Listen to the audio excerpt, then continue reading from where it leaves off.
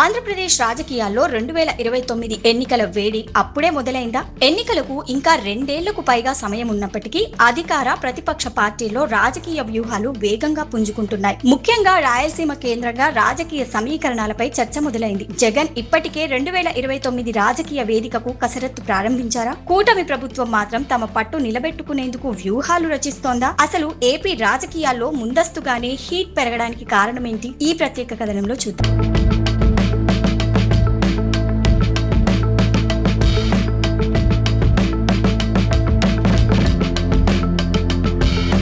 2024 ఎన్నికల ఫలితాలతో ఏపీ రాజకీయ సమీకరణాలు పూర్తిగా మారిపోయాయి. టీడీపీ, జనసేన, బీజేపీ కూటమి అధికారంలోకి రాగా వైసీపీ ప్రతిపక్షానికి పరిమితమైంది. అయితే 2029 ఎన్నికలకు ఇంకా సమయం ఉన్నప్పటికీ అప్పుడే రాజకీయ పార్టీల్లో భవిష్యత్తు వ్యూహాలపై చర్చ మొదలైంది. ముఖ్యంగా రాయలసీమ రాజకీయాలపై అందరి దృష్టి పడుతోంది. రాయలసీమను తనకు అనుకూలమైన రాజకీయ ప్రాంతంగా మలుచుకునేందుకు వైసీపీ అధినేత వైఎస్ జగన్ ప్రయత్నాలు ముమ్మరం చేస్తున్నారనే చర్చ సాగుతోంది. ఇక జగన్ టార్గెట్ 2029 2024లో ఎదురైన భారీ పరాజయం తర్వాత వైసీపీ తిరిగి బలపడేందుకు ప్రయత్నిస్తోంది. పార్టీ క్యాడర్ ను యాక్టివ్ చేయడం, నియోజకవర్గాల వారీగా పరిస్థితిని అంచనా వేయడం, భవిష్యత్ రాజకీయ పోరాటానికి నాయకత్వానికి సిద్ధం చేయడం వంటి అంశాలపై దృష్టి పెడుతున్నట్లు రాజకీయ వర్గాల్లో చర్చ జరుగుతోంది. ఇక అదే సమయంలో 2029 ఎన్నికల్లో పార్టీకి పూర్వ వైభవం తీసుకురావడమే లక్ష్యంగా జగన్ వ్యూహాలు రూపొందిస్తున్నారనే విశ్లేషణలు వినిపిస్తున్నాయి. ఇక మరోవైపు అధికార కూటమి కూడా 2029పై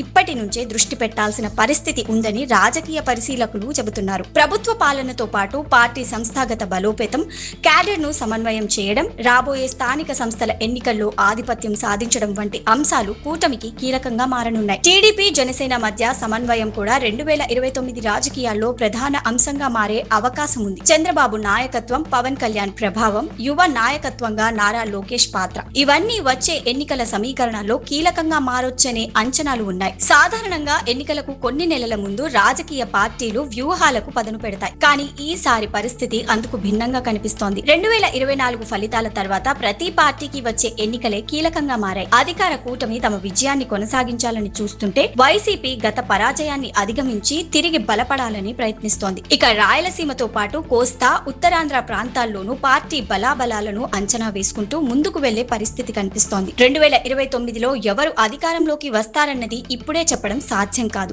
అయితే ప్రస్తుత రాజకీయ పరిణామాలు చూస్తే వచ్చే 2 ఏళ్లు పార్టీలకు అత్యంత కీలకంగా మారనున్నాయి. క్యాడర్ బలోపేతం, నాయకుల మధ్య సమన్వయం, ప్రజల్లో పార్టీపై ఉన్న అభిప్రాయం, ప్రభుత్వ పాలనపై స్పందన, ఇక ప్రతిపక్షం చేసే రాజకీయ పోరాటం, ఇవన్నీ 2029 ఎన్నికల ఫలితాలను ప్రభావితం చేసే అంశాలుగా నిలవనున్నాయి. మొత్తానికి ఎన్నికలకు ఇంకా సమయం ఉన్నా ఏపీ రాజకీయాల్లో 2029 టార్గెట్ ఇప్పటి నుంచే మొదలైనట్లు కనిపిస్తోంది. ఒకవైపు అధికార కూటమి పట్టు నిలబెట్టుకునేందుకు వ్యూహాలు రచిస్తుంటే మరోవైపు వైసీపీ తిరిగి పుంజుకునేందుకు ప్రయత్నిస్తోంది. రాయలసీమ నుంచి మొదలైన రాజకీయ కదలికలు రాష్ట్ర వ్యాప్తంగా ఎలాంటి ప్రభావం చూపుతాయనేది ఇప్పుడు ఆసక్తికరంగా మారింది. 2029 అసలు పోరుకు ముందు ఈ 2 ఏళ్ల రాజకీయ పరిణామాలే అసలు పరీక్షగా మారనున్నాయి.